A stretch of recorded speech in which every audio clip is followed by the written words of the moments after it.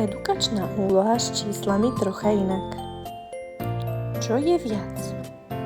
Pre dieťa položíme niekoľko kartičiek s číslami. Prichystáme papier, ceruzky a môžeme začať. Dieťa ku každej edukačnej kartičke nakreslí množinu s takým počtom prvkov, ktorá sa nachádza na edukačnej kartičke.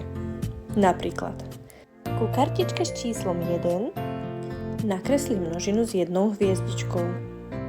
Ku kartičke s číslom 3 nakreslí množinu s 3 hviezdičkami.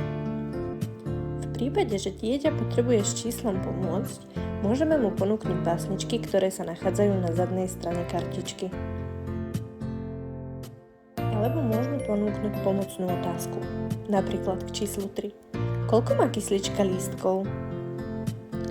V prípade, že si kartičiek vyberiete viac, napríklad od 1 po 10, môžete sa na konci dieťaťa spýtať, nech vám ukáže napríklad množiny väčšie číslo 4.